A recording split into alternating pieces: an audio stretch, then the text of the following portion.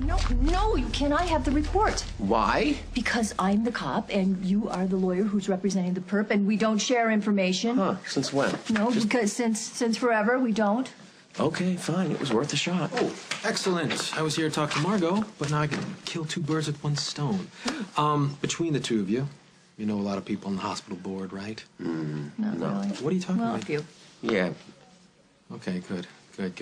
Because I put my hat in the ring to take over for Dad when he retires. So you decided to follow up on that? Yeah, and I'm gonna need every vote I can get. So you want us to pull strings for you on top of nepotism? Hell yes. That's my little brother, okay. Count me in, I'm doing court. You see, people in this family actually help each other out. Wow, so you decided to go for chief of staff. That's really what you want, huh? Well, yeah, why would I go out? Well, maybe to prove yourself to my sister? Was that a serious question? Well, Chris, now, you know that I love you, and I don't mean this as a judgment in any way, but you never really stuck to anything for, you know, a job or a relationship long enough to put down roots, and now, all of a sudden, out of nowhere, you want to be chief of staff of Memorial in your own hometown. Now, that's quite a responsibility. That's a commitment. That's an all-encompassing job. Yes, and I am up for the challenge. I thought long and hard about this. This is a career and life decision I'm making. It's not just some whim to impress some girl. Well, that's not just some girl. That's my sister. And I need to know that your motives are honest because Katie is so vulnerable still. I mean, the loss of Brad it wasn't that long ago. Aware of that too, and for Margo. her to get into a relationship with you and then have you skip town. Okay, listen to me. I am not going to skip town. Okay? I am not. And if I am lucky enough to have your sister return my feelings, then I give you my word, Margo. I'm not going anywhere. Chris, I know that you sound really sincere and everything, and you do care about my sister Katie, but I think that it's listen, Margo, probably please. I just want you to give me a chance. All right, let me prove to you that I am in this for the long haul. Okay? Hi, Katie. Hi. Hey, what are you doing here? Never mind, I'm sorry. I need your advice. It's really important. Sure, of course. What's up? Henry was just at the house just a little while ago, and he thought he heard Barbara. Oh, my God, he's hearing voices again? No, this was through the baby monitor. He was actually positive that he heard her voice. Did you hear it as well? No, I was out getting coffee, but I came home. He was freaking out. He was saying, I heard her. And I just wanted to know if that's possible, because I have heard before that baby monitors can pick up other transmissions of, like, police stations or whatever. But then again, he is so stressed out right now, and I don't know if he's just hallucinating or something. You just cannot help yourself, can you? Help myself? What? Meddling. Didn't you just get yourself in the middle of the Henry-Vienna relationship? What happened to that? And now here he is, Henry, another crisis. And what are you doing? I'm just trying to help. Are you? What? Indulging him in some crazy fantasy that he's hearing Barbara's voice over the airwaves? Come on. I just want to know if it's possible. Why? Because he's my friend. So what, now you're gonna play conductor on the Henry Express? Next stop, Crazy Town. Excuse me, if my best friend in the world is hearing voices, I want to know about it.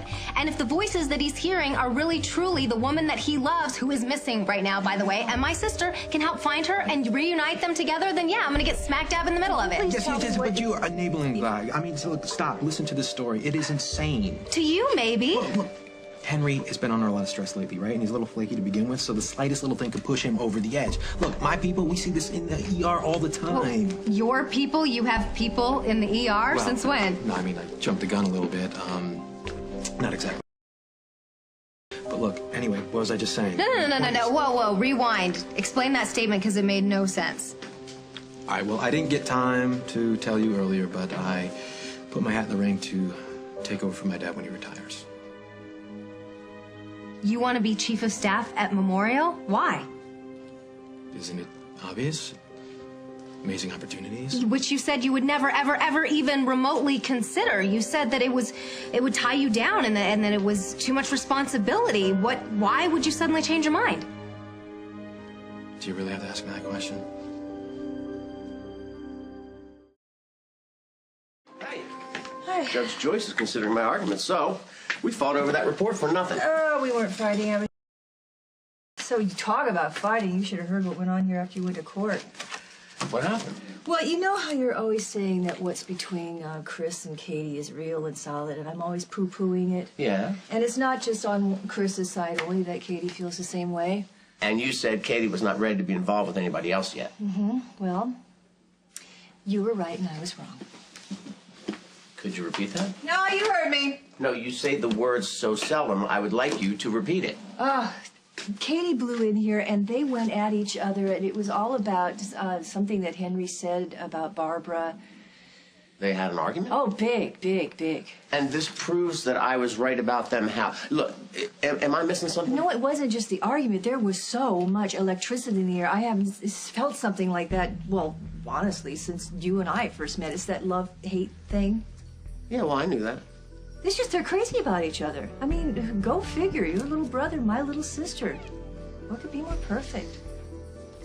Not much. What are you thinking?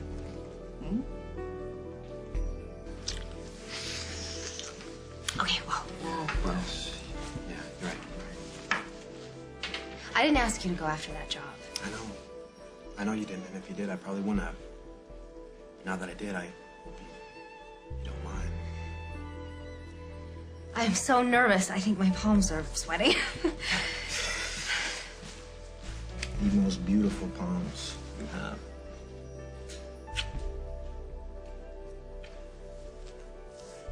But don't worry, okay? We're just gonna take this slow. I'm sorry, I'm just waiting on some laughs. No, go ahead. Oh, it's Tom. Hey, Tom, what's up? Margo and I just had an idea. I mean, we're going up to the cabin this weekend, and we were thinking maybe you and Katie would like to join us. I mean, Jacob too, of course. This weekend. Yeah, the weather is going to be spectacular. All we're going to do is hang out, relax, drink a little bit, eat. You think that's something Katie'd like to do? I don't know. She's right here. I'll ask her. She's there with him. He's going to ask her. It's Tom and Margo. They want to know if we want to join them up at the cabin this weekend, of course, with Jacob. What do you think? I think we should talk about it. Right. Yeah. Hey, Tom, thank you so much. It's a great offer, but I'm gonna have to get back to you, okay? Sure. What? Yes? No? They're going to get back to us. Yeah, it's probably not a good idea going away this weekend. Too much, too soon.